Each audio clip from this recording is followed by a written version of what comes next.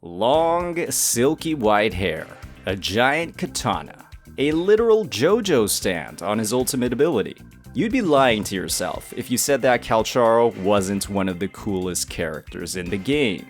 You'd also be lying to yourself if you said that he felt good to play, especially in contents like hologram bosses or the Tower of Adversity. Calcharo, in my eyes, is one of the most aesthetically appealing resonators from a design perspective, but at the same time, one of the most frustrating resonators to pilot in-game. His kit, built around a dynamic moveset with constant skill casts, multiple damage sources, and a burst mode in his Resonance Liberation, embodies the rule of cool. Unfortunately, as a player progresses more and more through the game's hardest content, this kit seems to actively work against the game's mechanics and makes his overall gameplay experience one of the most clunky in the game. Many of these issues weren't apparent during the early stages of the game, where low enemy damage and health pools helped mask these problems. Couple his gameplay issues with the many nerfs he received on 1.0's release from CBT2, and you have a character that, in my eyes, has only gotten worse with age.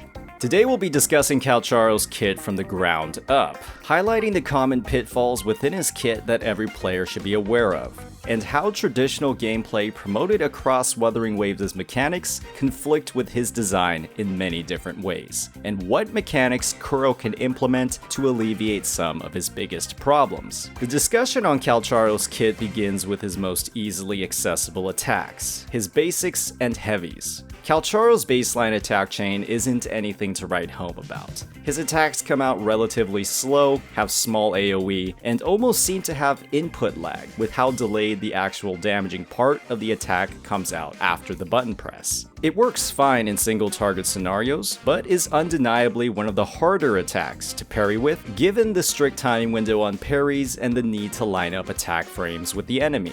This alone makes him an odd unit to on-field relative to many other DPS characters. His heavy attack is another highly delayed move, taking close to half a second or more to activate while holding down the button. This attack works hand in hand with a full Forte bar, which automatically follows up this heavy attack with a downward slam that regenerates additional resonance energy. This attack chain is one of the most clunky things in the game. To deal the full damage of this ability, you have to heavy attack and basically do nothing for a full second.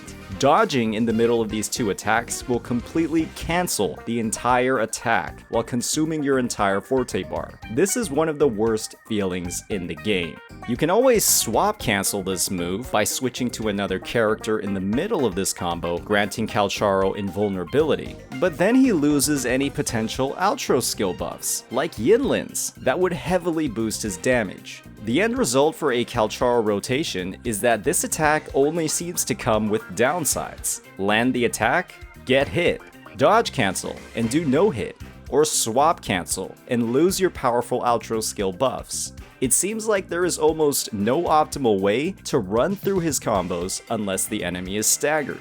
These problems are only made worse when you factor in how Calcharo even gains access to his empowered heavy attack, his Forte bar.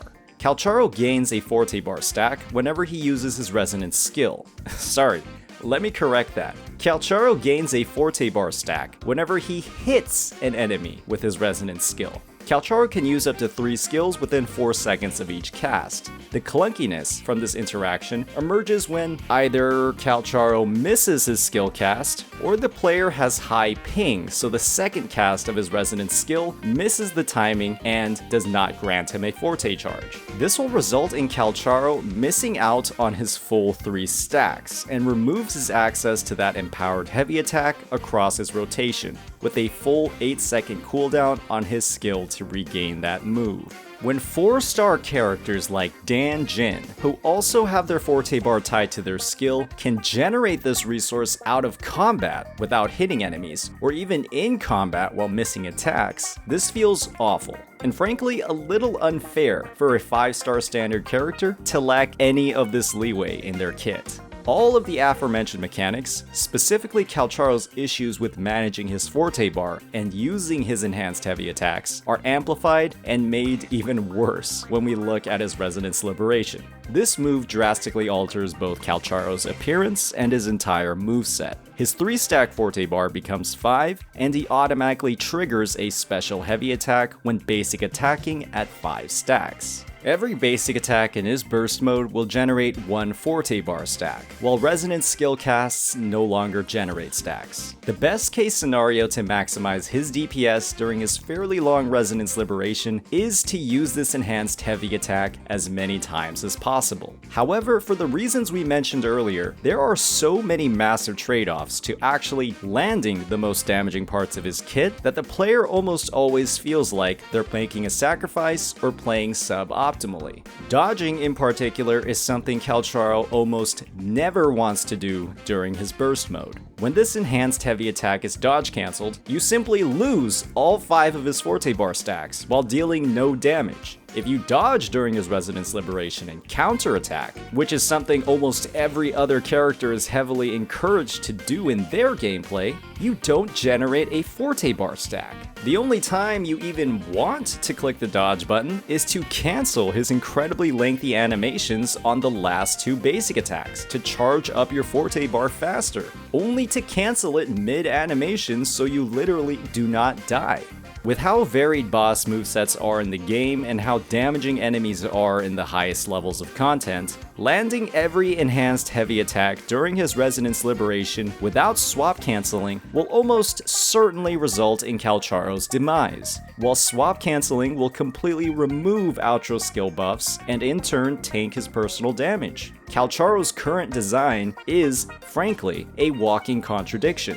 While Calcharo does have an inherent skill that reduces the damage he takes while specifically casting his ultimate enhanced heavy attack, not his baseline one, it's not even close enough to have his kit functional in endgame content without heavy swap cancelling, and in turn, almost no synergy at all with outro skill buffs. The only way that I found Calcharo even remotely playable without heavy swap cancelling in late game content was to give him as much shielding as possible. This meant a Johnson running a full attack main stat echo set with the Bell Turtle Echo, and extremely tight rotation times to ensure all buffs are active, and a prayer that the boss doesn't use one of their one-shot grab moves in the middle of your rotation. The stars feel like they have to align to play his kit at a baseline level, and wow, is it not a great experience.